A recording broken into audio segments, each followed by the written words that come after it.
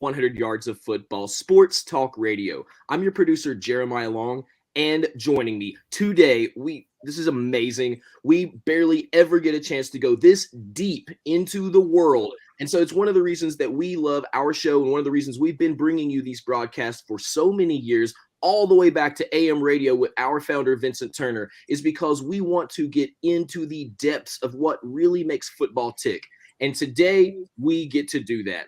I would love to bring up our guest. We have got Dr. David C. Ponton Jr., also known as Coach P. He is a retired higher education administrator from Grambling State University with over 30 years of experience in intercollegiate athletics and higher education administration.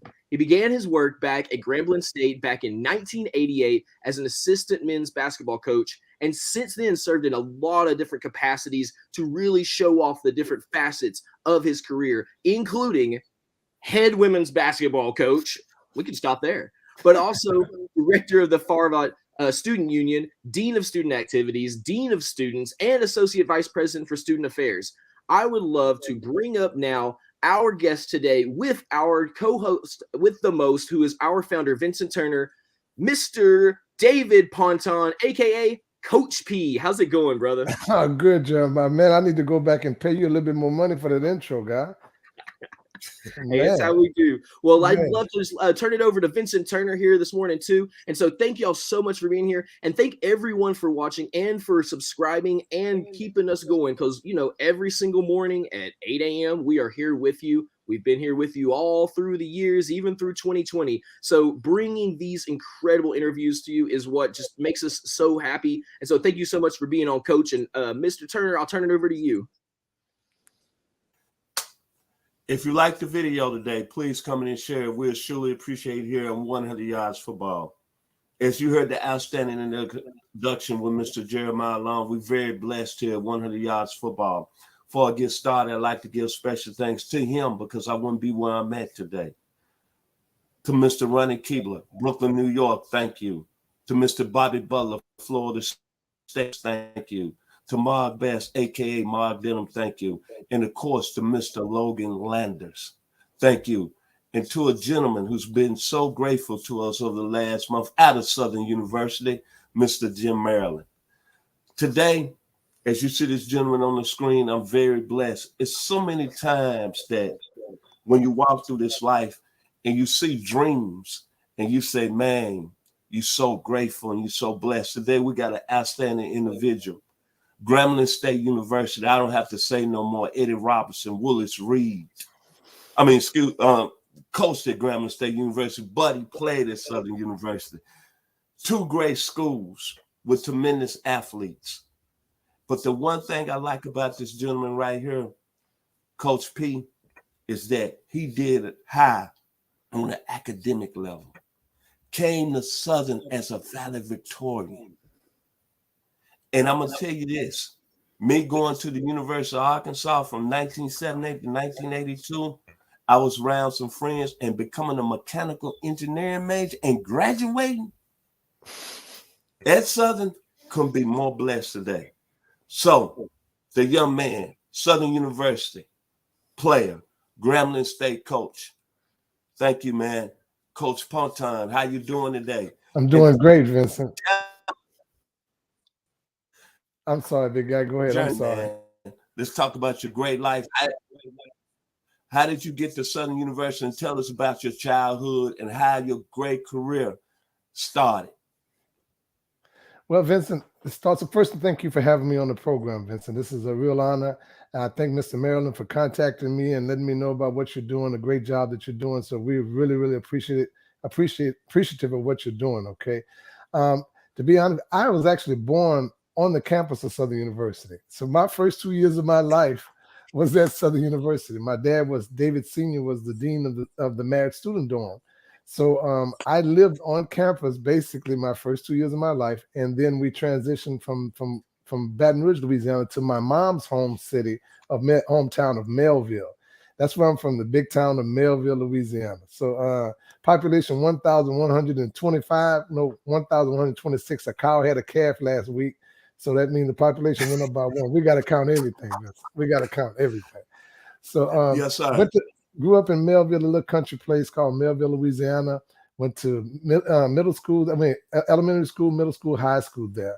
My mom was a teacher. My dad was a teacher. I came from a family of teachers. And I was reared that, if you're going to play sports, you're gonna be good in your academics. You're not going to play sports.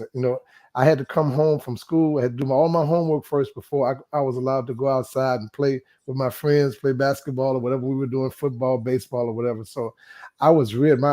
I'm thankful for my mom and my dad for making sure that was instilled in me at a very, very young age. And that's what I try to do with my student athletes when I got to Grambling State University. Even when I was at Southern. So graduated, going back a little bit, leaving from in Melville, I was a four-star basketball player. Four-star sport player.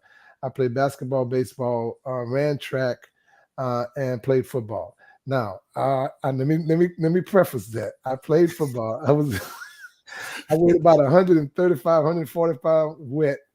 I was an outstanding receiver. And I testify all the time when people ask me, "So what made you a good receiver?" I said, I was scared to get hit. That's what made me. I ran. When I caught that ball, I ran. I'll never forget. We were playing against John Curtis. John Curtis High School was a mega school as far as football was concerned. They were beating up on people who were in 4A, 5A, and they were AA school. And I caught the first pass of the game and ran across the middle for about 20 yards, 25 yards. Yes, sir. I got hit real hard. Real hard. People like Reggie Dupont was on that team. So, it's from you. It's from you. Yes, Vincent. Yes. Pony Express. Yes, Vincent. And got hit so hard, I thought I was running back to the huddle, and I was actually running back to the sideline. My dad said, "Hey, son, where you going? Where you going?" I'm going back to the huddle. He said, "No, you running to the sideline. Get back out there and play." But he taught me, if you're going to play a sport, you got to give everything that you got, and you're going to take some licks and some lumps and that kind of thing. But you're going to always give your best, and you're going to play with your heart. You're going to play, you're representing not only your family, you're representing your community, you're representing your school. So I did that on and off the court, so it was important to me to make sure that my academics were in place. Through middle school and all the way up to high school, the first B I ever made as a final grade was in my sophomore year in high school. I was the first B as a final grade. I made B's on tests and that kind of thing, but I had a teacher. She just passed. She transitioned this past year, Velma Hendricks, who yes, sir. In English sophomore year, and we were doing Shakespeare. I was not interested in Shakespeare. I wanted to go to the gym and shoot, so I didn't do as well in that class as I should have. And I never forget, I was like 3 points from an A. And Miss Hendricks, I was crying. I never made a B. I was like, well, I don't understand why, And she said, "Let me explain something to you, Rusty." No, she called me David because she didn't like for people to call me Rusty. She said, "Someday you're going to be big and nobody's going to know your real name. So your name is David, David." So she said, why should I give you something as a young black man when the world is not going to do that for you? So the world is not going to give you anything. So why should I prop you up and give you something that you didn't earn? You made a B. Now you will go on and you will do better. Didn't have any more problems with me, man. I never expected anything from anyone as far as grades or anything like that. Amen. And I instill it to my student athletes throughout my career. No one owes you anything. You have to go out there and earn it. You have to go out there and earn it. So leaving high school, I graduated top of my class as a valedictorian, as you stated, from Melville High School, and was offered a academic and an engineering scholarship to Southern University. I was offered some athletic scholarships, but at that particular time, my father passed my junior year in high school. So I decided that I wanted to stay close. One of those athletic offers was from Alcorn State. The wizard himself, David Whitney. He's passed on, but a great coach. So I went to Southern University, and Carl Stewart at that particular time was the coach, but he retired that year. He was recruiting, but he retired that year. And Andy Stoglin came in as the head coach. Andy Stoglin was a long-time assistant under Nolan Richardson. He was a great coach and everything. So I came into Southern on an engineering and academic scholarship, and I walked on. And I tell this to young people. Coach Stoglin, as a walk-on, he had about 100 guys out there trying to walk on the team, right? He said, he brought us to the stadium at Southern. He said, "Start running stadium." So we started running. Vincent, he stayed out there for about 15 minutes, and he left. He left. After about an hour, we only had about 5 or 6 of us. I was taught if the coach told you to do something, you did it until he told you to stop. So he came back about an hour later, and it was only 6 of you. He said, now the rest of them have already cut themselves. You guys are coming to the real trial on that weekend. So now, hold on, Coach. Now, a lot of people don't know this, but Coach had other offers to go to other schools. Think about that. He had other offers, but listen to the key point. He wanted to stay close at home. He was going to be a Jaguar anyway, but what impressed me, he had other opportunities. Go ahead, Coach. Right. I want to bring that out there. And one of the things that we want people to realize is that those opportunities were with something that I love, the sport of basketball. I even had a football offer, to come play football. I said, nah, those guys are too big and too fast. I had gotten over my fear of getting hit anymore, because after you get hit so many times, I said I got over that fear, but I knew that basketball was my path. If I could go to school and play basketball and pursue my academic dreams, I got offers from Grambling, offers from Alcorn, some other smaller schools, that kind of thing. So I said, no, I'm going to stay close with my mom since my father had passed, and I'm going to pursue my academic dreams first before I pursue my athletic dreams. So that's how I got to Southern University. I got to Southern University, walked on the team. Didn't play a lick the whole first season for the first 23, 24 games.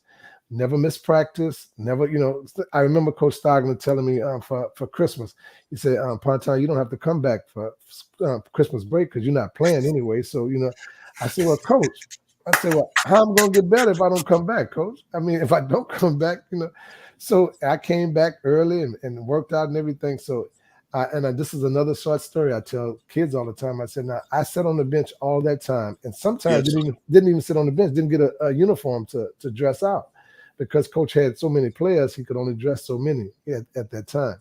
And I'll never forget, it was a game that I think we were playing Grambling. And Coach told me I was going to dress out because he knew that Grambling had recruited me and that kind of thing like that. He wanted me to dress out, and he knew my family was coming to the game because they knew I was dressing out. So I got there, Vincent, and he called me in his office and said, well, you know what? I don't think I'm going to play you, this game. I'll dress you this game. I went back to the dressing room. I said, okay, if that's what you think is best, Coach. I was disappointed, but Coach knows best. So one of the assistant coaches got to him and said, hey, Coach, that guy got 20 people here at the game to see him. So he told me, go back. Okay, he's going to dress. Didn't play that game. 2 or 3 games down the line, came back. I figured out that if you sit close to Coach, right next to him, if somebody got in trouble on the court, didn't do it, he would grab the first person next to him and say, get him, like that. This game, Vincent, I said we were playing against Texas Southern, Machine Gun Kelly, the leading scorer in the nation. I said next to him, and somebody made a mistake or turnover or something. He grabbed me and said, get in the game. I ran to the table, Vincent. Got to the table. I could hear him in the back. Wait, come back. I act like I didn't hear him. Listen, I act like I didn't hear him. I stayed down there like this. Right. I heard the assistant coach say, let him go, Coach, the game over. Let him go. So I went in the game, had a couple of good minutes. Vincent did a couple of things, that kind of thing, made a couple of steals, that kind of thing like that. So the next game that we played, Coach put me in intentionally. And we were losing this game, and we put me in intentionally, made some good plays, got people involved. We ended up coming back winning the game. And after that game, Vincent, he stood up and he said, look, I'm going to tell this guy I'm sorry in front of all of you guys. This guy has never missed a practice. This guy is always early, always late, works harder than anybody, does all the dirty work, takes all the charges, does everything we ask him to do, and I have not played him. He's going to play from here on out because I'm going to play people who are dedicated, who love the game, and who are disciplined, who are going to do what I tell them to do. Let me say this. I hope anyone that's watching this video, especially the young people, please listen what this great coach said. He put his time in, but the maturity of Coach Ponton. I want everybody, I hope every youth is watching this. And then I'm going to tell you the story. After the great coach just told his story, great human being, he ended up becoming team captain. and a 3-year starter. Go ahead, Coach. After that, Vince, we went from that game into the SWAC tournament, and we had lost to at that particular time Texas Southern. We had lost to them before, and coach ended up putting me in the game at the beginning of the game, and we ended up winning that game. The second game, we ended up losing to Alcorn State. Coach beating them in the semifinal game, and but after that game, Coach announced that I would be the starter for next year and captain, because I made sure I took care of the books and everything. And so that you're right. That's how that went down. So the next 3 years, I played on some great teams. We ended up doing well. We won the SWAC championship year. We went to the SWAC tournament. Got a chance to play in the first team since. We were the first team to play in the NCAA tournament at that particular time, the NCAA tournament in the new format at that particular time, and we played against St. John's University out in Utah, against Chris Mullins, Barry, Witten, those guys. We played against those and guys. You forgot about the I call him the leaper, athletic Willie Glass. Took everything off the glass. They say you can go get a quarter off the top of the backboard, off the glass. Yes, sir. So went through that, and I ended up, as you've said, graduating from Southern University. I graduated at the top of my class in mechanical engineering technology. I was Let me tell you this. Listen what Coach just said, mechanical engineering. I remember this when I was at the University of Arkansas as a freshman. I had two guys who lived in the same dorm. They was mechanical engineering majors. The calculus to that, it's unbelievable. People don't realize, and I want y'all to understand this. Coach Ponton was a student athlete. A lot of student athletes don't take mechanical engineering. I want y'all to listen to that. And Coach graduated #1 in his class. That's beautiful. That's awesome. That's a tremendous gift here today at 100 Yards of Football. If you're watching the video, let's give Coach Ponton a clap. And him doing it as an African-American student athlete makes me send chills through my body, because I was a political science major. But I'm going to say it one more time. The gentleman on front of the screen was a mechanical engineering major. That's not an easy curriculum. Go ahead, Coach. No, Vincent, I appreciate you, man. I just want to say this. You don't go through those programs by yourself. With the support of my family, my coaches supported me, my teammates supported me, my classmates. We had a saying at Southern University: you don't graduate from the School of Engineering at Southern University by yourself. You're going to be graduating with somebody's helping you. When I'm having problems in the class, somebody's helping you. When they having problems in the class, I'm helping them. So, it was a lot of great people. And that is a testament to where I'm at today. A lot of great people have been around, and I listen to those great people. And that's what I tell young people. Listen, you don't have to talk so much. Listen to what people have to say, right? Because they have that wisdom, they have that experience and those things. And you can take the best. You can learn something from anybody. You can learn something from a fool. They'll show you what not to do, So yes, I did that, and I made sure that I wanted to help support my mom and my younger brother and sister. I had a younger brother and sister that were getting ready to come into college when I was leaving. My brother actually was at Southern my first year. My senior year, he was at Southern his first year, my senior year. So graduated from Southern. I actually got a job straight out of college. Well, before I left college. With Owens Corning Fiberglass as a process engineer. I was the first Black process engineer at that plant, first Black engineer, period, at that plant. And that plant was over 100 years old. So, right. So out in Kansas City, Kansas, me and Dorothy, I was out there in the middle of nowhere, at this plant. So went on to Owens Corning Fiberglass. And just like my father and individuals who had influenced me in the past said, everything is not going to be as you plan them to be. I had done all the research. It was a great company. 2 months after I got there, another company tried to take them over on a hostile takeover attempt. They laid off 1,500 people. I was the last person hired in the whole corporation worldwide. So I was the guy walking around the plant. They said, "Oh yeah, he was the last guy hired." So they said, "You know what, that was going to happen to me." So basically, I was there for 2 months, got laid off.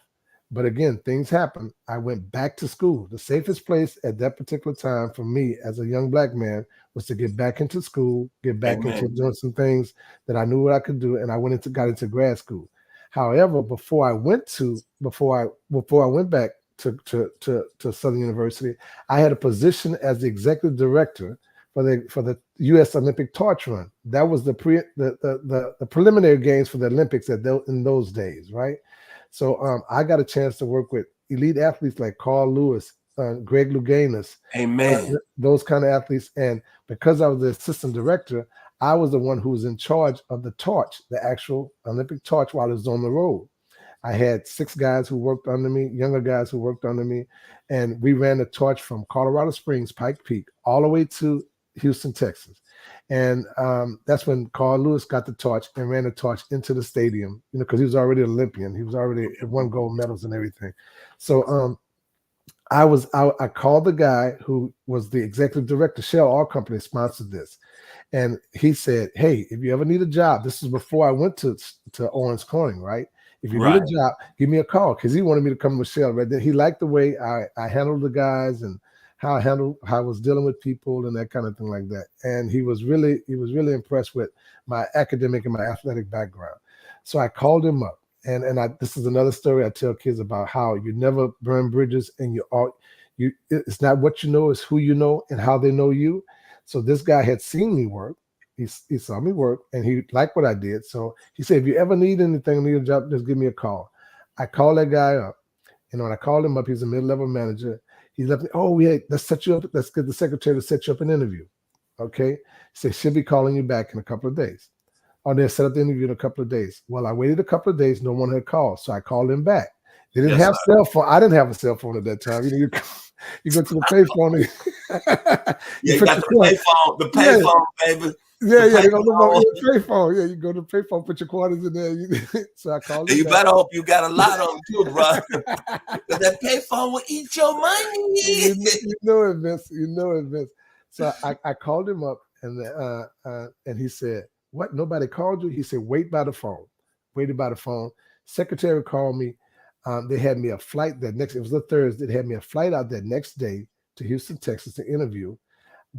Flew out that Friday. They interviewed me that Saturday. Offered me that Saturday after my interview to come and work for Shell Oil Company as a retail marketer. He knew I was an engineer. But he couldn't get me in on that side because that wasn't his side. But he said, "Hey, get in the company, and then you can move over. Once you've been in here a while, you can move over." So that's how I got to Shell Oil Company. Went to Shell Oil Company, worked as a retail marketer for them, and I actually got a chance to service stations and that kind of thing like that, where I would go around and make sure these Shell stations were operating like they should under the company policy, that kind of thing like that. And I got a call from my former coach, Bob Hopkins, one of the greatest coaches that ever played or coached the game. He was a Grambling great, and he coached me at Southern my last 2 years of basketball at Southern.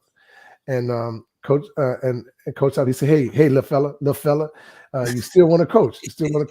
I said, "Coach, if I can get into coaching, if I can get into an atmosphere where I can affect young black men and women in a positive way, then that's what I want to do." So I told my district manager that I was leaving Shell Oil Company, and I was on the fast track. I was on the fast track road to success. I said, I'm going to go to Grambling State University and work as an assistant. I took a pay cut to go to Grambling and work as an assistant coach. So when I left, I came to Grambling and I worked under Coach Hopkins for a year. And then he left that year after that 1 year. And I've been at Grambling ever since. I went from him working with Aaron James, Parking Lot James. He was the coach. And then after Aaron James was the coach, I actually moved over to a Hall of Famer, Patricia Cage Bibbs. She was the women's coach, and she wanted me to work with her. So I left for 1 year and went to work on my doctorate at Temple University in sport management, because again, I wanted to pursue my. Listen, I used to sneak in the gym. John wouldn't let anybody watch his practices. He practiced in the morning. No, you couldn't watch his practice. You practice in the morning at 5 o'clock. Well, 4:30 actually. So he would practice. He would be finished practice before, and that was his thing, that the players would be finished with practice and they could go to class. They had no reason to miss class. So he was huge on that. So I told him who I was. I said, I coach at Grambling. I was assistant coach. I said, I coach at Grambling, and I got a chance to watch him a couple of times. So, and work with them through that sport management program over that time. So came back to Grambling, working with the women's basketball team as assistant coach. And that's where my coaching career really, really took off. Under Coach Bibbs, we ended up winning the SWAC tournament. Went and played in the NCAA tournament. It was the first time the women's team at Grambling had made the NCAA tournament under the new format. And we went on a stretch, Vincent. I mean, when I say a great stretch, we went on a stretch where we didn't lose a home game for 7 years. For 7 years, yeah. Can you say that one more? Hold on, one more time. Yes, Vince. We went on a stretch where we did not lose a home game for 7 years. We had the nation at that particular time. We had the nation's longest home game win streak, and we were right behind. We were right behind at that particular time Tennessee for the all-time record, and we lost to my old alma mater, to Southern, in a game where I had three of our starters who were sick, had the flu. And we lost to Southern, and that broke the record. We was second all time at that particular time for home game win streaks at the university, and in the NCAA. I'm sorry, we went 7 years of leading steals. Because defense, I was taught from day one. My dad, you got to play defense. If you can't score, I can't lose. If you don't score, I don't lose. We're gonna end up a tie. If neither one of us score, we're gonna end up a tie. So that was my philosophy. We're going to play good defense. We're going to push the ball up the floor, and we actually led the nation in scoring 3 years. One year, Vincent, we only had one team that outscored us, men and women both, and that was Southern University men's team. And that's when they had Avery Johnson and those guys when they were leading the nation in scoring. Yeah, so we had some great teams, great players, the likes of Shea Hobson, Shaquille Carter. Those guys who came in, and we ended up winning 5 championships in those 7 years. In that 7 year run. Question: Did y'all, because Grambling and Ruston are right there, did y'all have opportunity to play that Louisiana Tech team that had Venus Lacey and Weatherspoon? We did not. That back then it was taboo to play Louisiana Tech. Well, one of the reasons was back then, Vincent, those teams were they used to play against each other, pick up all the time.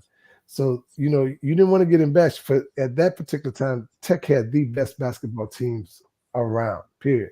But you couldn't afford to go out there and play a little old Grambling and then the game be close or get a chance of losing. Reputation will be ruined. Reputation will be ruined.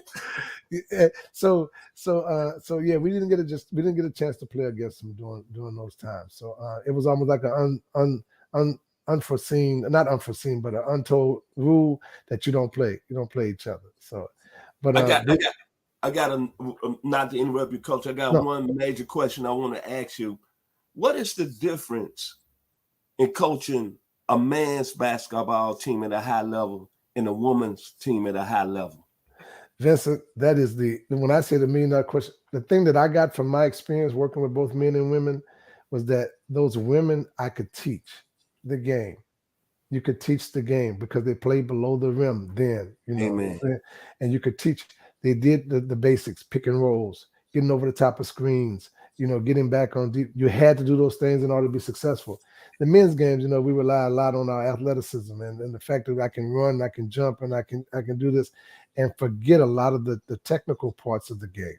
So that was the big difference because I commanded their respect, those young ladies' respect. And I worked them. When I say worked them, some people say you're working them harder than you work the boys. I say it doesn't matter on the court, on the basketball court. The team doesn't care if you're boy or girl. They men or women. So I know we're gonna work. So that was the difference as far as between coaching men and coaching women. Yes. And then the success you had at Grambling State University.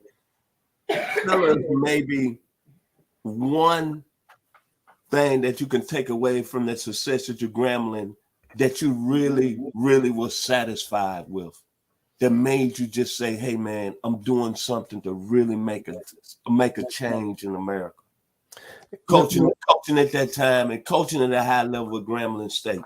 Vince, I got a chance, and I'm glad you asked that question. I got a chance to work with some elite athletes, around the country and around the world. women's basketball players. I was an assistant coach for the R.W. Jones team, and we won the gold medal out in Taipei. And I think the single out of all of those championships and all of those things that we were able to accomplish, individual statistics and that kind of thing, the greatest thing to me, Vincent, was to seeing my young ladies cross that stage. That was seeing them succeed and crossing that stage. And I would tell them all the time, Vincent, I was like, hey, as a Black woman, you're at the bottom of the total pole as far as society is concerned. We got Black men stepping in. We got all these other cultures and things that literally stand on your shoulders in order to get ahead. And you're going to respect yourselves. You're going to respect each other. You're going to get a degree. You will not play for me unless you get a degree. And I said that, and I meant that. I had one young lady, I'll never forget, who wasn't doing. I used to make them sign academic contracts with me. Like if you were an A student, you sign an A student contract. If you were a B student, you sign a B plus. I would always push it up a level, and you had to maintain it because I wanted them to aspire to be better than what they were. And some kids just didn't have as much academically, but they could have still aspired to be where they needed to be. So this young lady was making C's when she should have been making B's and A's. So we had a great trip out to Hawaii. 5-day trip, everything paid for. She didn't make the trip. Her mom calling me, complaining, my baby's, she can't. I said, ma'am, let me explain something to you. Your baby is not doing what she's supposed to in school. Well, she's passing. I said, yes, she is passing, but she's not maintaining her academic contract. And because she's not maintaining it, she will not make this trip. She needs to be here studying. She doesn't need to be on the beaches of Oahu, on the beaches out there. She needs to be here studying. But that young lady realized that academics come first with me when it comes to student athlete. So, and ended up doing extremely well. So those were the kind of things that I try to teach my kids. So seeing those kids, I told them I'm making only one promise to you, is that you come here, you're gonna play a good brand of basketball, you're gonna learn, and you're gonna graduate if you do what we tell you to do. And we had a 96% graduation rate. At one point I had 15 out of 17 kids on the academic honor roll. So we had the highest GPA on any. Yeah, that's it, V. That's it. Okay. That's it. Right quick. I'm gonna ask you some other questions. The LSU women's team winning this year and representing the state of Louisiana. How did you feel after that? Seeing Angel Reese. Right quick. You know what? I was really proud of the young ladies, and Kim is a great coach. Kim was a great player. I watched Kim in high school when she was at Kentwood High School. I went to go see Kim Mulkey. We're talking about Coach Kim Mulkey. Yeah, I'm sorry, I call her Kim because I know Kim real. So, and I'll never forget, Kim was the only white girl on the starting team, on the state championship team with 4 other black girls, and Kim could play. So when we competed against each other, when I say competed as coaches, we recruited against each other. When she was at Tech and I was at Grambling. So been knowing Kim for a while now, for many, many years. We've actually went out and played them when he was out in Baylor, that kind of thing like that. So seeing those kids, knowing that they were not expected to win, and that seeing those kids go out there and play at that high level and do the things that their coach told them to do and succeed at doing those things. And again, Kim was next man up. Give me the next person on the bench. Let's go. So I was really, really proud and happy for them and for the state of Louisiana. That boot. Now, I'm going to say this. When you follow basketball on a college and NBA level, you don't really hear about, other states like New York talks about their great players, and me being from Memphis, Tennessee, of course, I'm going to talk about what the players coming out of the city of Memphis, 901.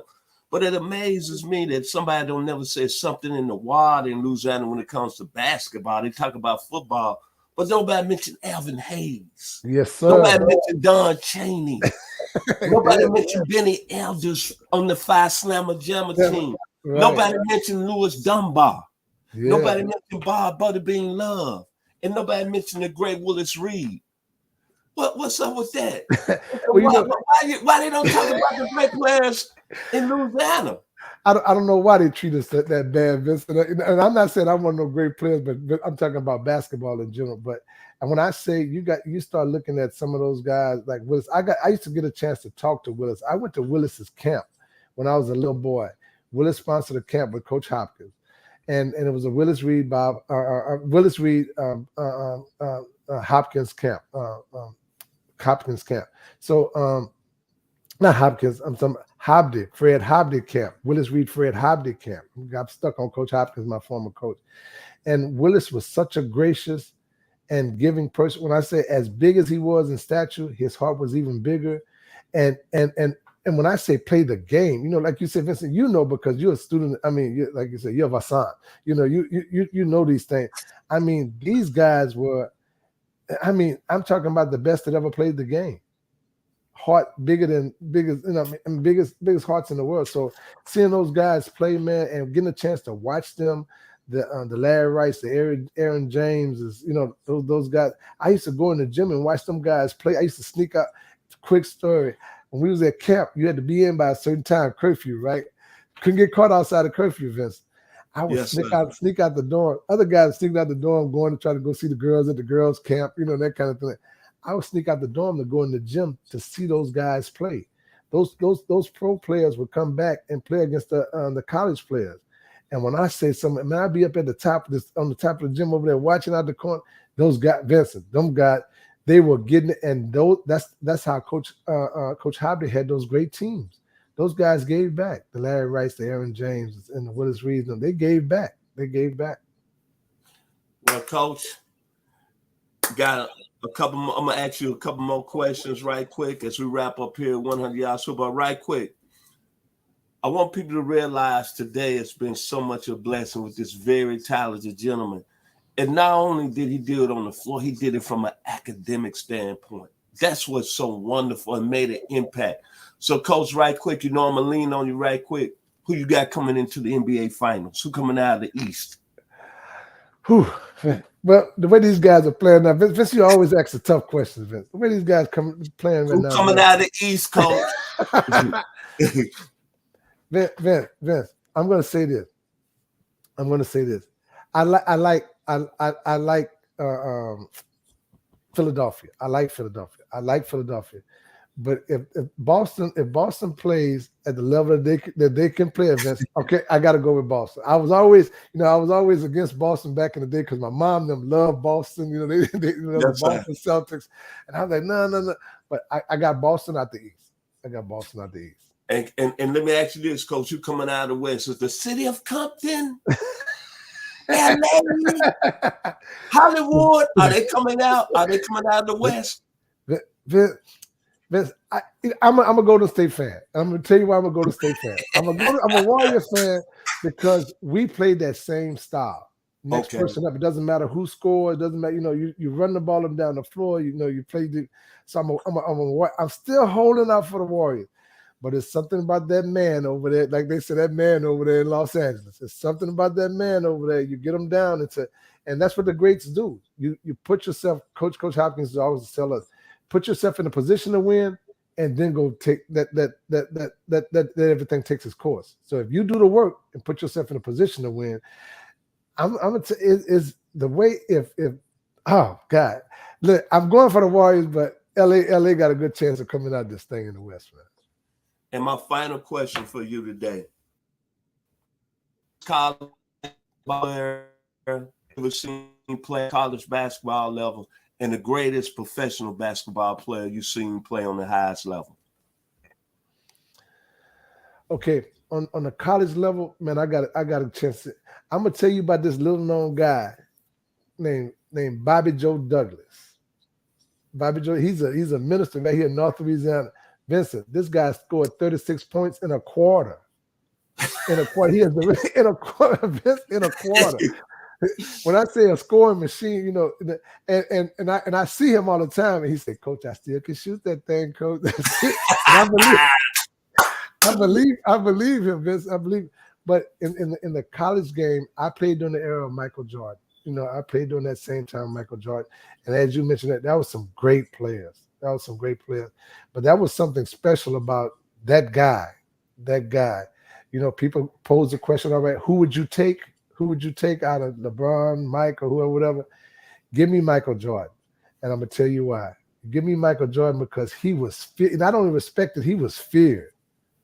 You know, I've seen interviews with guys who played against Mike say, "Man, the night before they hope, man, I just hope this brother don't embarrass me. Don't embarrass Yes, sir. me." So he was feared. So college profession, the greatest ever. Okay. Say again. I'm sorry. Well, Coach. Well, you're taking Bobby Joe Douglas on the college level, and you're taking Michael Jordan on the professional level. Well, I said Bobby Joe just because he's a local guy that I know as far as seeing playing, but on a collegiate level, yeah, we had some great guys. That was during the same time, like I said, with me when Jordan played during those same times, and some of the teams and everything as far as players are concerned, you know. So it was a tremendous. You know, I when I think I spoke to you recently about the Tulsa team, you know. Yes, some guys, there's so many great players that played, and all of them didn't make it in the league as well as they should have, you know, for whatever reason. Yeah. Well, today it's been like I said, a tremendous blessing as I go in my life, and each day I live. God has blessed me, and I have fantastic guests. But I'm gonna tell you today, Coach Ponton has been very special here on 100 Yards Football. And I'm going to tell you what I'm so proud of.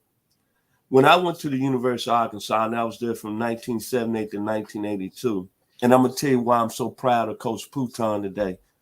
I'm not calling no names, but I knew about 6 or 7 athletes that had played football at Arkansas and finished their eligibility. And I remember one guy, he was the most MVP in the Orange Bowl. Back in 78, I ain't gonna put his name out there. And I remember me being a junior, had 2 more years to come out of the University of Arkansas, being a 20-year-old, and see my father, Chester Turner, down in the 901 told me, "Look here, boy, you only got 4 years. You ain't gonna be coming back." You would have to be paid for it. So my mindset was, I only got 4 years to get out of here. And I never forget this, not to get off the story. This athlete was in the weight room, and he had got drafted by the Cleveland Browns. Now, I'm a junior now. Now, this guy had been on campus for 5 years. This is a student athlete. He came back, and he said as far as credits, he was only a sophomore. And hearing Coach Ponton today telling you, all you athletes or whoever you young people watching this video, take advantage of your opportunities. Take advantage of your opportunities. And I always remember that story. I'm not going to put the guy's name out there, but I was a junior. This guy had played 5 years at Fayetteville at the university, and he came back and didn't have enough credit. He was only a sophomore. And then hearing this great man in front of me today, ranked number 1 in his class coming out of high school, making only 1B in high school, then going and coaching at a high level, playing at a high level, team captain, 3 years start, then a mechanical engineering degree. No, that doesn't happen. That's royalty. That's God. That's God. I was about to say, by the grace of God. Grace of God. A mechanical engineer, and then the curriculum, a lot of that curriculum is calculus. And I'm not good at math at all. I want you people here at 100 Yards Football, because I know it's a lot of people watching today. There's smoke over there. That's realness. That's if you put your mind, you can do anything. Anything. And this gentleman right here lost his father and still at the top of the hill. Off this show today, I'm going to get on my knees and thank you, God, for Coach Ponton. Amen. It's unbelievable. And then thank Mr. Jim Maryland for you bringing you to us today, Coach, here on 100 Yards Football. Yeah. Your story needs to be heard, man. You need to start your own podcast. I ain't going to tell you no lie to tell your story, man. I appreciate That's what we need in our communities. Down in Memphis, Tennessee. Down where my parents are from, the state of Mississippi. Down where my wife is from the state of Arkansas. People need to hear this story, man. Thank you today here on 100 Yards Football. Your final words, Coach Ponton, here on 100 Yards of Football. Well, again, Vincent, I thank you for this platform. I thank you for what you're doing for these young men and women out here in the field of sport, and for those who just don't know, because you're shining a light on some very great things and great people who've played this game, who've coached this game, who've been a part of this game, who a lot of people wouldn't know. They wouldn't know who Rusty Ponton is. If they weren't from Louisiana or around Grambling or knew SWAC basketball, they wouldn't know who that person is. But I can tell you, you said something very profound. By the grace of God, listen, and if young people who are looking at it, listen to those who've been down that path already. Listen, show appreciation. Tell people you thank you. Tell them thank you. Say you're sorry when you're wrong. Just admit that it's okay to be wrong. You're not going to be right all the time, and do those things that you need to do to make yourself, your family, your community, your state, your university proud. So I said that to say that this has been a tremendous opportunity. I've enjoyed every minute of it. I appreciate it. If it's ever anything I can ever do, Vincent, but if you know of a kid, I'll end with this. Any kid who's out there who needs help at any time, so you're more than my number. That's been my mantra since the day when we put our students first in everything we do, and the tough things become much easier to handle if we do that. We put our youth, because they are our reason for being. They are the reason why we want to make things better for them, and we want them to make things better for the next generation. So I'd like to thank Mr. Maryland again. He's always been a good mentor. He'll call me up, Ponton, what do you think? And he'll give me some insight.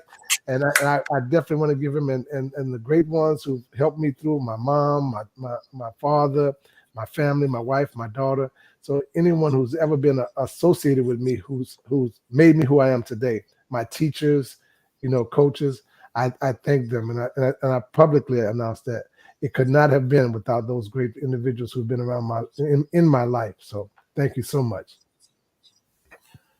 My final words here on 100 Yards Football. First and foremost, as Coach Ponton said, 100 Yards Football ain't about Vincent Turner. I started this journey 3 years ago, and the gentleman that brought you up today, we was working for this certain company, and we had so much chaos going around, and both of us are from the state of Tennessee. And Mr. Jeremiah Long came up beside me, and he said, hey, Mr. Turner, if you ever need some help, hey, man, here's my phone number. Well, things didn't work out with this certain company I'm still working for. But I remember when he started this journey, and the one thing that Mr. Jeremiah Long told me, I'm going to be behind you, but you got to work. And we started just doing one video, and now look where we at. And then I think about my other story.